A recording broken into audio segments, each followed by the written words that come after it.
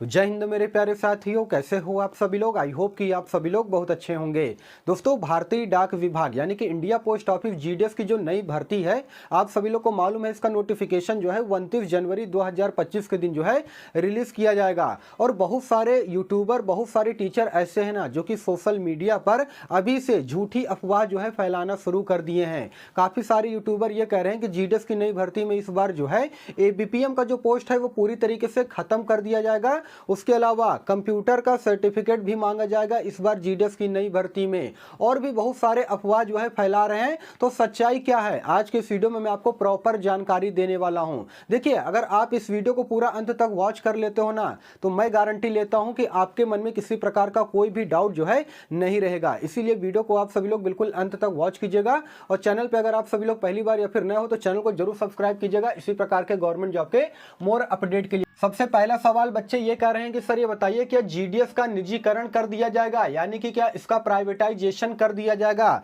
दोस्तों, मैं आपको बता रहा हूं कि जो जीडीएस कर्मचारी है ना, वो भारतीय डाक विभाग की रीढ़ की हड्डी है। और पूरे भारत देश की अगर मैं बात करूंगा तो 3 लाख से ज्यादा जीडीएस कर्मचारी काम करते हैं। तो ये बताइए, जीडीएस का प्राइवेटाइजेशन जो है कैसे हो सकता है। पूरी तरीके से ये झूठी खबर है। मान लीजिए जीडीएस का प्राइवेटाइजेशन जिस दिन हो गया ना, उस दिन समझ लीजिए कि डाक विभाग जो है पूरी तरीके से टूट जाएगा। ठीक है ना। तो ये जान के चलिए कि डाक विभाग का प्राइवेटाइजेशन बिल्कुल भी नहीं होने वाला है। इन सभी झूठी अफवाहों में आपको पढ़ने की बिल्कुल भी जरूरत नहीं है। उसके अलावा काफी सारे कैंडिडेट ये पूछ रहे थे कि सर ये बताइए, मैकेनाइज्ड डाक बीट सिस्टम जो है क्या होता है, इसके बारे में थोड़ी सी जानकारी दीजिए। दोस्तों, मैकेनाइज्ड डाक बीट सिस्टम की अगर मैं बात करूंगा तो इसी के अंतर्गत काफी सारे यूट्यूबर ये बोल रहे हैं कि इस बार एबीपीएम यानी कि जो असिस्टेंट ब्रांच पोस्ट मास्टर का जो पोस्ट होता है डाक विभाग की भर्ती में, इस पोस्ट को इस बार खत्म कर दिया जाएगा इस सिस्टम के थ्रू। तो दोस्तों, मैं आपको यहां पर बता देना चाहता हूं कि यह सिस्टम क्या कहता है। इसके अंतर्गत डिलीवरी स्टाफ एबीपीएम या फिर डाक सेवक जो होते हैं वो स्वयं के 2 पहिया वाहन से सभी प्रकार की वस्तुओं का जो है डिलीवरी करेंगे गांव-गांव जाकर के, उनके घर पर जाकर के। ठीक है ना। जिसके लिए क्या होगा कि उन्हें विभाग की तरफ से वेतन के अलावा 1 किलोमीटर पर 3 रुपए 60 पैसे अलग से दिया जाएगा। साथ ही साथ गाड़ी मेंटेनेंस के लिए जो है उनको अलग से विभाग पैसे देगा। तो यहाँ पर डाक मैकेनाइज्ड डाक बीट सिस्टम जो है ये सारा कुछ कहता है। इसमें एबीपीएम के पोस्ट को बिल्कुल भी हटाया नहीं जाएगा। इस अफवाह में आप लोग बिल्कुल भी मत रहिएगा। ठीक है ना। ये मैंने आपको बता दिया है मैकेनाइज्ड डाक बीट सिस्टम जो है क्या होता है। उसके अलावा काफी सारे कैंडिडेट के मन में ये भी सवाल आ रहा था कि सर ये बताइए, जो सीडीए मिलता था एक एबीपीएम कर्मचारी को या फिर बीपीएम कर्मचारी को या फिर डाक सेवक कर्मचारी को, वो क्या अब से खत्म कर दिया जाएगा क्या। दोस्तों, ऐसा बिल्कुल भी नहीं है। सबसे पहले समझिए आप सभी लोग कि सीडीए क्या होता है। सीडीए का फुल फॉर्म होता है कंबाइंड ड्यूटी अलाउंस, जो कि होता क्या है दोस्तों कि मान लीजिए कि किसी बीओ में या फिर एसओ में एबीपीएम और बीपीएम जो है दोनों कर्मचारी काम करते हैं। ठीक है ना। लेकिन मान लीजिए किसी कारणवश जो है अगर बीपीएम छुट्टी पर हो और एबीपीएम कार्यरत है, तो बीपीएम का जो काम है ना वो एबीपीएम देखता है। जिसकी जगह पर क्या होता है कि इनको सीडीए यानी कंबाइंड ड्यूटी अलाउंस जो है 2340 रुपए दिया जाता है हर महीने। तो ये सीडीए जो है ये दिया जाएगा, इसे कभी भी हटाया नहीं जाएगा। मान लीजिए किसी बीओ में बीपीएम नहीं है, एबीपीएम काम करता है, या फिर एबीपीएम नहीं है उसकी जगह पर बीपीएम काम करता है, उसका कार्यभार संभालता है, तो यहां पर उनको सीडीए जो है 2340 रुपए प्रति माह दिया जाएगा। उसके अलावा दोस्तों आगे बढ़ते हैं। अब आरएमएस सेवा को लेकर के काफी सारे कैंडिडेट ये कह रहे थे कि सर क्या ये कुछ दिन के बाद बंद कर दिया जाएगा। तो दोस्तों, मैं आपको क्लियर कर देना चाहता हूं कि हाँ, आरएमएस सेवा यानी कि जो रेल मेल सेवा है ना, उसे कुछ दिन के बाद बंद कर दिया जाएगा। उसके पीछे रीजन भी है। क्या रीजन है? देखिए दोस्तों, ठंडियों के दिन में क्या होता है कि अक्सर कोहरे के कारण जो है जो ट्रेनें होती है ना वो काफी लेट चलती हैं, जिससे क्या होता है कि डिलीवरी जो है, मतलब जो वस्तुओं का डिलीवरी होता है वो सही समय पर नहीं हो पाता है। इसीलिए क्या किया जाएगा कि इसको अब सड़कों के माध्यम से डाक डिलीवरी को पूरा किया जाएगा। आरएमएस यानी कि रेल मेल सेवा को जो है कुछ दिनों के बाद इसे बंद कर दिया जाएगा। ये न्यूज़ बिल्कुल सही है। अब आगे बढ़ते हैं। इसके बाद काफी सारे कैंडिडेट ये भी पूछ रहे थे कि सर ये बताइए, क्या जीडीएस की नई भर्ती में क्या कंप्यूटर सर्टिफिकेट भी इस बार लगेगा। देखिए दोस्तों, मैं आपको फिर से बता रहा हूं, पहले भी मैंने आपको बताया था कि कंप्यूटर सर्टिफिकेट की जरूरत आपको बिल्कुल भी नहीं है। और हाँ, कभी कभी क्या होता है कि किसी किसी सर्कल में डीवी के टाइम पर कंप्यूटर सर्टिफिकेट जो है कर्मचारी देख लेते हैं। ठीक है ना, डॉक्यूमेंट वेरिफिकेशन के टाइम पर, लेकिन कंपलसरी नहीं है।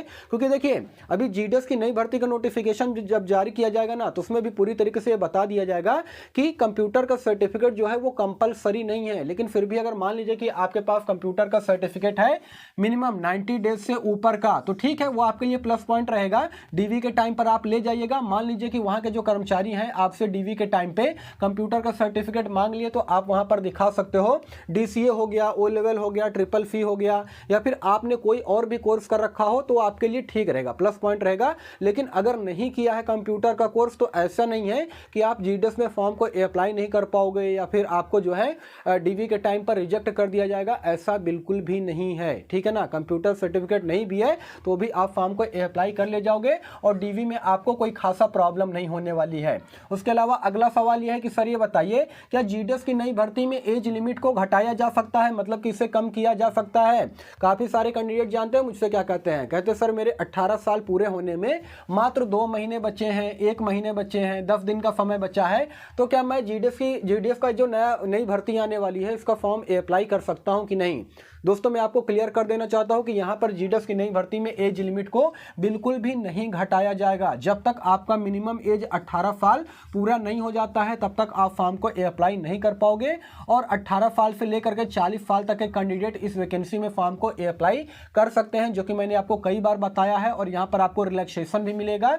ओबीसी के जो कैंडिडेट हैं उनको 3 साल, सभी एससी एसटी कैंडिडेट को यहां पर 5 साल, सभी पीएच हैंडीकैप कैंडिडेट को यहां पर पूरे 10 साल का एज में रिलैक्सेशन जो है देखने को मिलेगा। तो एज लिमिट को यहां पर घटाया या फिर बढ़ाया बिल्कुल भी नहीं जाएगा। अब ये सवाल आता है, काफी सारे कैंडिडेट ये भी पूछ रहे थे कि सर ये बताइए कास्ट सर्टिफिकेट जो है वो कितना पुराना चल जाएगा। देखिए दोस्तों, सबसे पहले तो ये जान लीजिए कि कास्ट सर्टिफिकेट आपके पास सेंट्रल लेवल का होना चाहिए। स्टेट लेवल का कास्ट सर्टिफिकेट बिल्कुल भी नहीं चलेगा, ठीक है ना, मान्य नहीं होगा। इस चीज़ को आप लोग बिल्कुल गांठ बांध लीजिए। और देखिए, ज़्यादा से ज़्यादा 1 साल से पुराना का कास्ट सर्टिफिकेट नहीं होना चाहिए। 6 महीने, 8 महीने, 10 महीने तक रहेगा तो चल जाएगा, कोई दिक्कत नहीं है। अब पता चले कि आप 2 साल, 5 साल, 4 साल पुराना कास्ट सर्टिफिकेट लगाओगे तो वो डीवी के टाइम पर मान्य नहीं होगा, इसलिए उसे आप रिन्यूअल जो है करवा सकते हो, ठीक है ना। इस चीज को आप लोग अच्छे से समझ लीजिएगा। उसके अलावा काफी सारे कैंडिडेट के मन में यह भी सवाल आ रहा था कि सर ये बताइए, जो NIOS यानी कि ओपन स्कूलिंग से जो बच्चे 10वीं की परीक्षा पास किए हैं वे क्या जीडीएस की नई भर्ती में फॉर्म को अप्लाई कर पाएंगे कि नहीं अप्लाई कर पाएंगे? तो दोस्तों बिल्कुल, अगर वे कैंडिडेट जो कि NIOS यानी कि ओपन स्कूलिंग से अगर मान लीजिए कि आपने 10वीं की परीक्षा पास किया है तो आप आराम से फॉर्म को अप्लाई कर सकते हैं। किसी प्रकार की कोई भी दिक्कत नहीं होने वाली है, क्योंकि ये जो रूल है ना, जीडीएस की जो भर्ती आई थी 2024 में 44,228 पदों पर, वहां पर ही नोटिफिकेशन जारी करके ये बता दिया गया था कि अब हर बार जीडीएस की जितनी बार भी भर्ती आएगी उसमें क्या होगा कि NIOS वाले जो कैंडिडेट हैं जिन्होंने ओपन स्कूलिंग से जो है 10वीं की परीक्षा पास किया है वे कैंडिडेट फॉर्म को अप्लाई कर सकते हैं। किसी प्रकार का यहाँ पर कोई भी दिक्कत नहीं है। तो दोस्तों यही सारा सब कुछ जानकारी देना था, यही अपडेट देना था।